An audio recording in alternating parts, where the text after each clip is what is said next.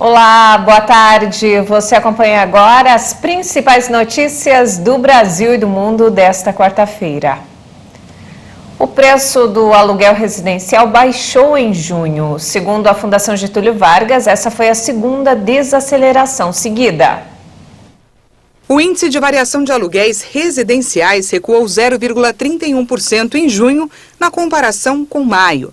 Essa foi a segunda desaceleração seguida, de acordo com dados revelados pela Fundação Getúlio Vargas. Com o resultado, a taxa acumulada em 12 meses também baixou.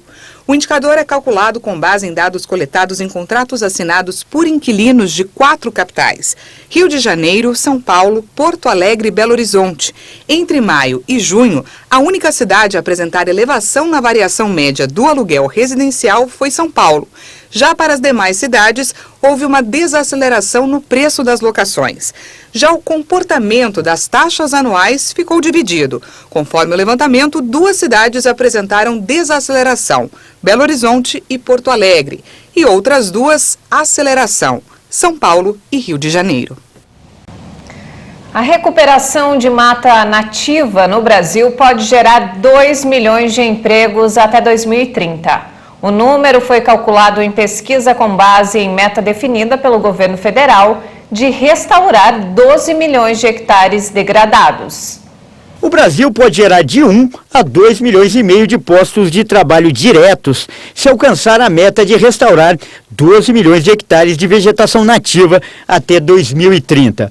O compromisso para a recuperação da mata nativa no território brasileiro foi assumido pelo governo federal em 2017, por meio do Plano Nacional de Recuperação da Vegetação Nativa.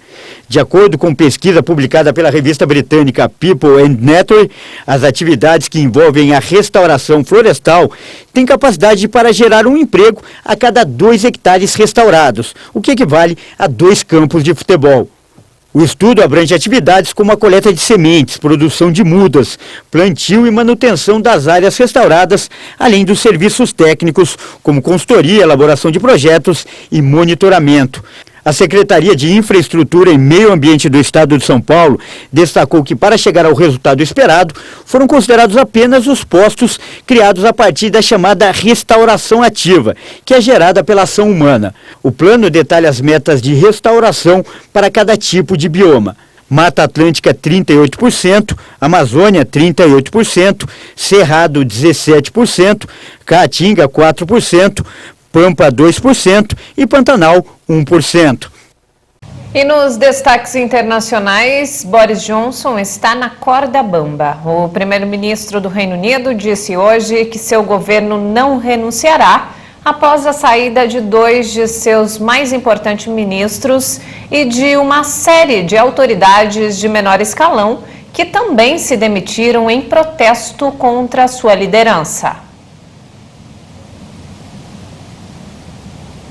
As crises e os escândalos no governo, contudo, vêm se atropelando sem trégua. E Johnson enfrenta agora a insegurança em seu gabinete. As renúncias de 2 dos principais ministros da Economia e da Saúde num intervalo de 9 minutos põe o premier no momento mais delicado do mandato. Em meio à incerteza, Johnson prometeu seguir em frente durante a sessão semanal de perguntas na Câmara dos Comuns. É exatamente quando os tempos estão difíceis, quando o país está enfrentando pressões sobre a economia e pressões sobre seu orçamento e quando temos a maior guerra na Europa em 80 anos. É exatamente o momento em que se espera que um governo continue com seu trabalho, que ele não saia e que continue com o trabalho e se concentre nas coisas que realmente importam. Os escândalos não param de crescer em torno de Johnson desde o chamado Partygate, o escândalo das festas organizadas que violavam as regras contra a Covid em 2020 e 2021. A isso se somaram o financiamento irregular da luxuosa reforma de sua residência oficial, acusações de designações duvidosas, entre outras. O primeiro-ministro agora está em queda nas pesquisas, muito longe da popularidade que desfrutou em dezembro de 2019. De acordo com as pesquisas, Johnson agora é considerado um mentiroso pela maioria dos britânicos. No início de junho, o premier sobreviveu a um voto de confiança, mas os 148 votos contra ele deixaram claro que o descontentamento entre suas fileiras é crescente. E falando sobre a guerra desde a invasão russa em 24 de fevereiro, a população da Ucrânia sofre com o terror dos campos de batalha e com problemas mentais. Com isso, um programa de reabilitação psicológica em Kiev tenta ajudar os ucranianos a lidar com traumas da guerra. A guerra é um terreno fértil para o sofrimento físico e mental. Yuri Makeyev é um ucraniano de 48 anos que ficou sem teto e sem emprego, situação que o deixou à beira de um colapso nervoso. Makeyev era diretor de uma revista e sua luta começou em 2014, quando deixou o leste da Ucrânia devido ao conflito com separatistas pró-russos. Hoje, o refugiado de Donetsk faz curso de socioterapia em uma clínica de reabilitação psicológica em Kiev. Sou um refugiado de Donetsk. Saí de lá em 2014, quando começaram os eventos desagradáveis que todos conhecemos. Desde então, não voltei uma única vez. Tudo que aconteceu recentemente em Kiev e nos arredores, eu já vi em Donetsk. Não é bom sentir esse medo de novo. Eu não queria experimentar uma segunda vez. Antes da ofensiva russa nos arredores da capital ucraniana, a revista onde trabalhava e o albergue onde morava fecharam. Ele ficou sem para onde ir. De acordo com os últimos números da ONU, pelo menos 5.000 civis foram mortos e milhares ficaram feridos a partir do envio de tropas para a Ucrânia, promovido pelo presidente russo Vladimir Putin. As pessoas que sobrevivem aos ataques enfrentam uma outra ferida devastadora: o terror psicológico. Metade dos pacientes, este não é um número oficial, mas aproximado, é de pessoas que permaneceram em porões durante os bombardeios por várias semanas ou meses. Eles então deixam o porão sob bombardeio e chegam em Kiev. Estes refugiados perderam suas casas, se encontram em uma nova cidade e precisam começar de novo. Essas pessoas não apenas viveram os bombardeios, mas também uma mudança completa de vida e a perda do lar. O curso do programa tem duração de 3 semanas e se concentra em sessões em grupo para pessoas com ansiedade, ataques de pânico ou memórias dolorosas. O tratamento é gratuito e inclui 15 sessões temáticas que têm o objetivo de compreender os traumas e aprender formas de lidar com eles. Atualmente, o curso conta com 10 pacientes, mas o centro planeja alcançar 30 pessoas. E de volta ao Brasil, a 26ª Bienal do Livro está de volta a São Paulo. O evento literário reúne mais de 300 autores nacionais e internacionais. Na abertura, correria. Os brasileiros parecem mesmo estar lendo mais. Isso é o que demonstra a lotação da 26ª Bienal Internacional do Livro de São Paulo. As amigas Ana Beatriz e Anitta confirmam que são muitos os colegas que se interessam pela leitura. Afinal, dezenas deles vieram até aqui hoje de excursão. A nossa escola proporcionou isso. Foram 3 ônibus de 2 andares. As estudantes estão eufóricas com as preciosidades adquiridas aqui. É incrível, eu amo ler. Tem vários livros de vários gêneros. Tem uma loja de R$10.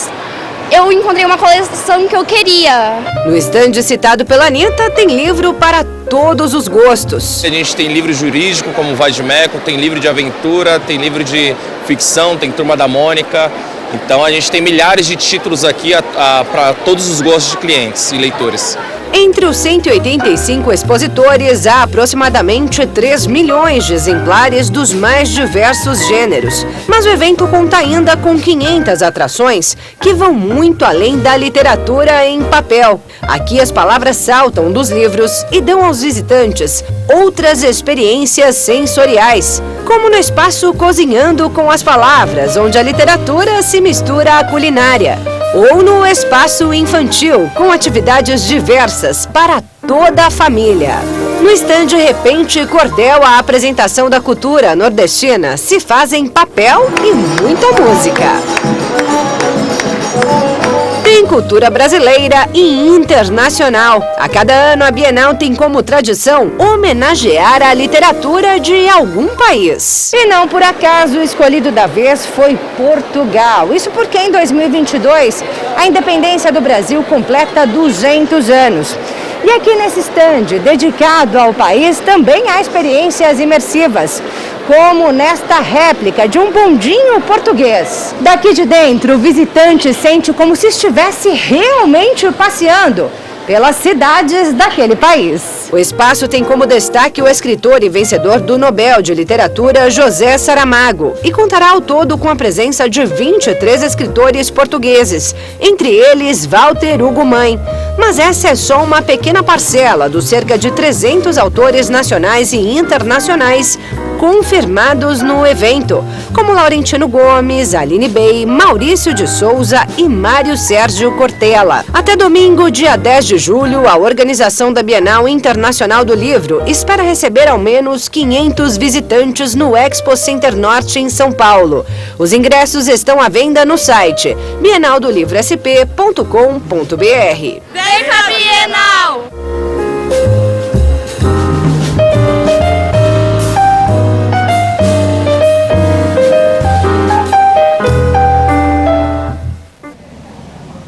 Muito bacana. E não temos mais tempo, essa edição fica por aqui. Mais informações ao longo da nossa programação. Obrigada pela companhia.